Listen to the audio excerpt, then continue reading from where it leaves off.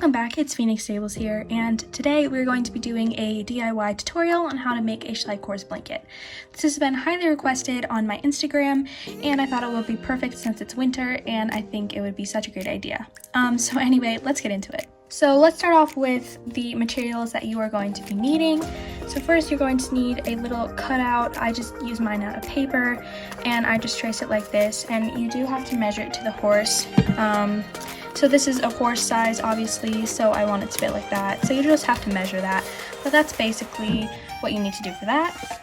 You will need ribbon of your choice and color, felt of your choice, 20 gauge wire, wire cutters, 18mm jump rings, fine cut sharp scissors, normal scissors, hot glue gun, hot glue sticks, pliers, and of course a model of your choice. Okay, so first what you're going to do is you're going to measure, you're just going to put your cutout on the felt that you want to use.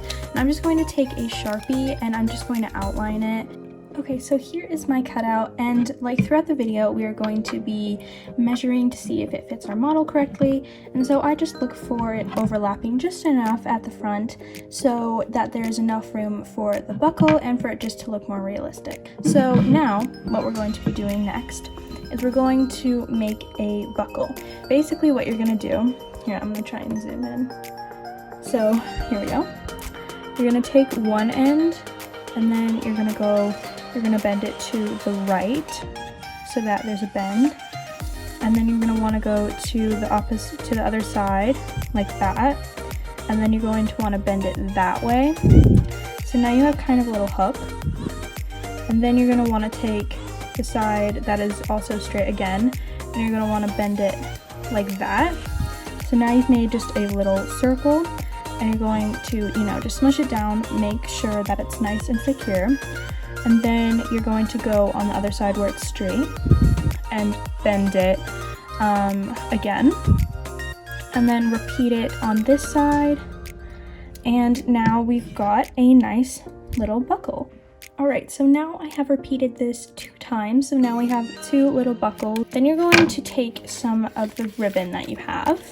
And it doesn't have to be a lot, so you can just cut off just a little bit.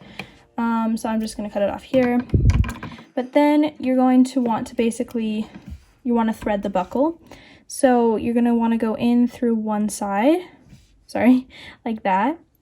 And then you're going to want to pull it out. And it doesn't matter if it starts to fray during this point, because we're going to fix that up later. And then we're going to go through the other side. And so now it's a threaded buckle. So it's going to want to look like that. And then you're just going to want to pull back on the other side just so that there's a little less excess. You're going to want to fold it over like that. So now the buckle is on its own and it's just basically a threaded buckle. So it looks like that. And then you're just going to want to glue it down on this side to this side over here. And then repeat it with the other buckle. You're going to measure them. So I've eyeballed it by now, but I'm just going to show you where you want to measure it. So basically these are going to go diagonally, so they're going to end up going like this. So basically you're just going to want to measure it. It can honestly be any size, but I like having mine up here usually. So I'm going to cut mine to about here. So it's just basically that size, but you're just going to want to repeat that for these 2. And then also we're going to go into the neck strap up here. So I don't do a buckle for this one just because I found it doesn't stay very well. So I'm also just going to do a classic buckle. So you're going to need 2 of your jump rings, and you're also just going to cut off a little piece of ribbon as well. And you basically just want to thread them through. So 1, and then the other one 2. So then it looks like that. And then you're just going to want to fold it over. So then it's like that, just like we did with the actual buckles. And then just glue the excess down, making sure that you're not gluing the jump rings together. So now what you're going to want to do, you can measure it to whenever you want, but you're going to want to put it on your model. And to measure for the belly strap, All I do is I just put it where I want the diagonal to go, just because it can sometimes be different if you're going just parallel.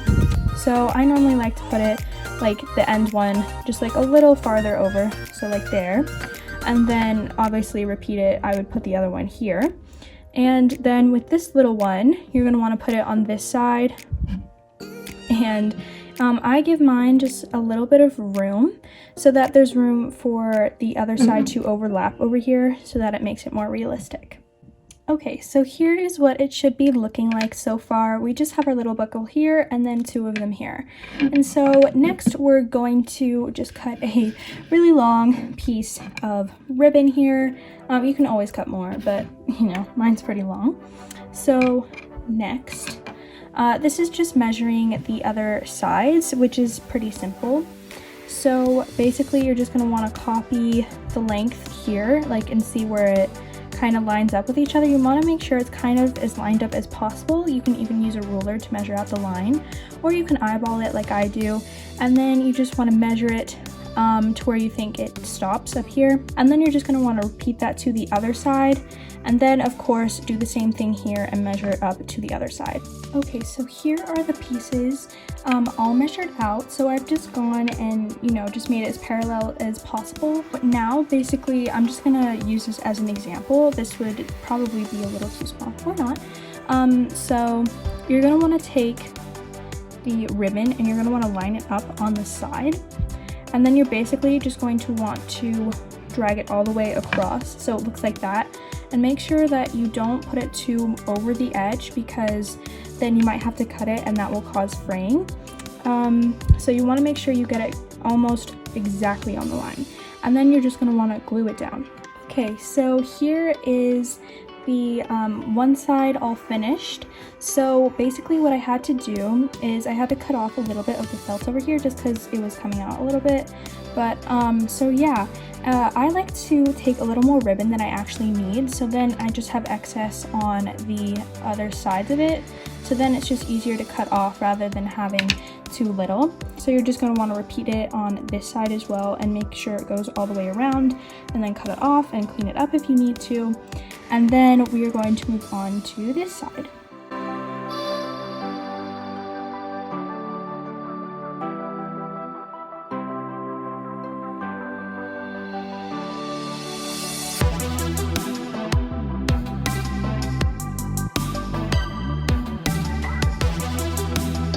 Okay, so here is the other side all completed. So yeah, that was pretty easy for the most part. So now we're going to take the other piece of ribbon, and so basically you're just going to want to do that again and, you know, put it all the way across and then cut off the excess. Okay, so we are almost like done with this blanket. So this is turning out great so far. So now basically what you're going to do is you're going to cut more ribbon, kind of just about the same, like however much you think you'll need. It's fine to have excess. And then you're just going to want to peel this back, sorry, and then you're going to want to measure it across here, just like that, and then obviously cut it, and then you're going to repeat it on the other side.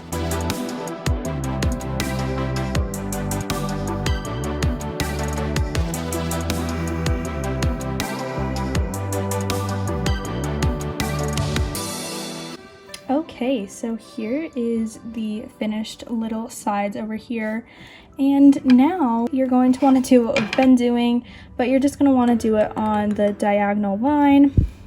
So it's going to look like you're doing it just like this. Your line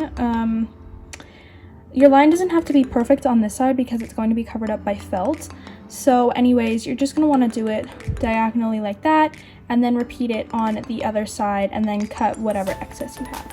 Okay, so here is the blanket all lined. So now we are going to use our white felt, and we are going to make a little piece to go here. This is just like padding that you can normally see on blankets, or it's just an extra detail. I mean, it's not on a lot of winter blankets, but you know, you see it. So anyways, you can take white felt, or you can honestly use whatever color you like, but you're just going to want to cut a diagonal line this way and then this way, making a triangle. and then you're going to want to cut up this way, and then of course on the other side, just like that, and then flip this up and cut it off. So now you've got a little hourglass piece of felt. So I normally put the side that doesn't look the best on the inside of the blanket, so like this. So here is where it's going to go on the inside.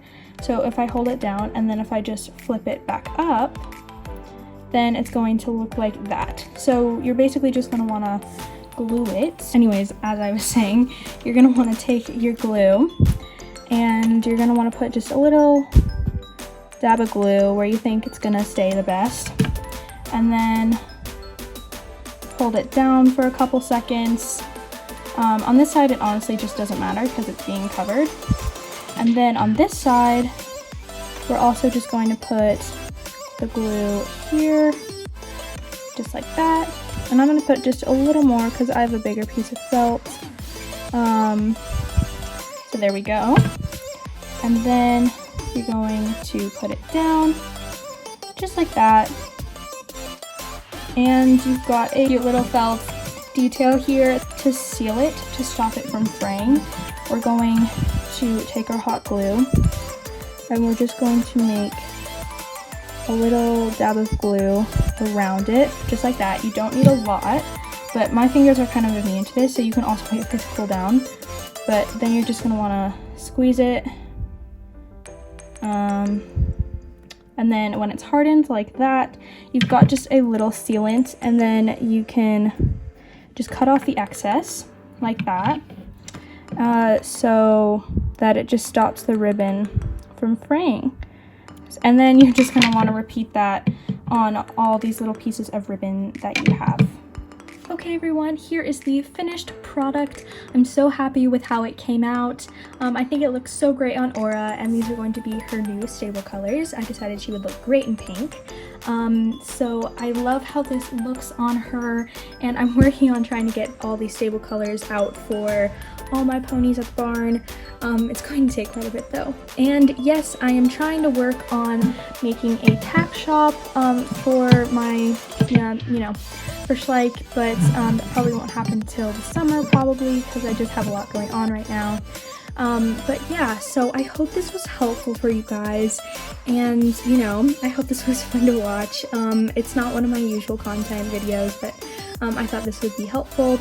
And if you do end up following this tutorial, please let me know on Instagram or on YouTube, because I would love to see what you guys are doing.